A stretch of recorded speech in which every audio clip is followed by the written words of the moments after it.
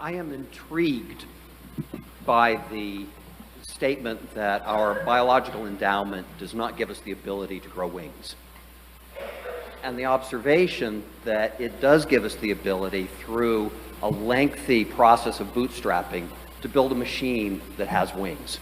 That has? A machine that has wings, an airplane. Oh, we build wings, tools yeah. with which we build more complex tools, with which we build yet more complex tools that eventually allow us to build an airplane.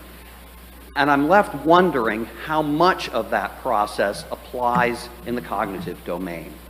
To what extent may we be able to build machines that help us conceive new machines, and eventually understand things that as biological organisms alone we cannot understand? What you're describing is in fact what interested early modern science. So Leonardo da Vinci conceived of an airplane. Couldn't build it at that time, but he could conceive of it. The thinking of the early modern revolution, Galileo up through Newton, which is the foundations of modern science, was based on what was called the mechanical philosophy, the idea that the world is a machine, the universe is a machine, the kind of thing that could be constructed by a master craftsman, and in fact was constructed by the ultimately skilled master craftsman. That was what that was the fundamental idea of the modern scientific revolution. So Galileo, for example, argued that if you can't construct a machine, and machine means just what you're describing, gears, levers, things pushing and pulling each other and so on. If you can't construct a machine to explain some natural phenomenon, you failed. And in fact, he felt at the end of his life that his scientific career was a failure because he was not able to construct a machine to account for the tides or the motion of the heavenly bodies and so on. And that goes right up to Newton. Newton's great discovery was the world isn't a machine. It's not a machine. It has what were called occult elements, forces like action at a distance or repulsion at a distance. And that's not part, the machines can't do that. So the amazing discovery is the world simply isn't a machine. Newton, as I mentioned, regarded this as a complete absurdity. He never accepted it, spent the rest of his life trying to disprove it. Other great scientists of the day regarded it as ridiculous, Leibniz, Huygens, and so on. And for a long time afterwards, the scientists did try to show somehow that the mechanical science could account for the world. Ultimately, Newton's proofs just became scientific common sense. People gave up the enterprise. And science changed radically from trying to show that the world is intelligible to us, which was given up, to trying to show that we can construct theories that are intelligible to us. And that's something quite different.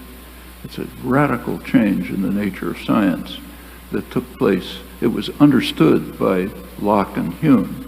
That's why Hume, in his, if you read his History of England, where he has a chapter on Newton, the greatest genius who ever appeared, he points out that his great achievement was to lift the veil from some of the mysteries of nature, but to show that there are other mysteries which we will never penetrate, which turns out to be correct. Science has just changed its objectives. It's lowered them. And when you come to your question, we just don't know. There's every reason to suppose, I think, that cognitive capacities are like all other capacities. They're biological capacities.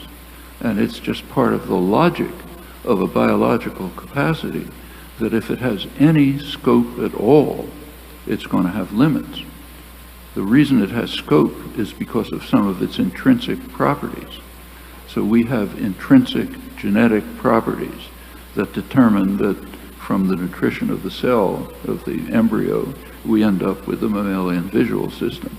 But by that same token, these same properties tell us that no matter what the nutrition of the embryo, we're not going to get an insect visual system. Scope and limits are logically related. And that actually was Peirce's insight that I quoted about abductive principles. He's often misunderstood.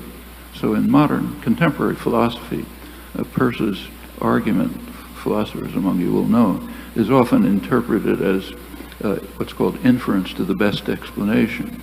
But that's not what he said at all.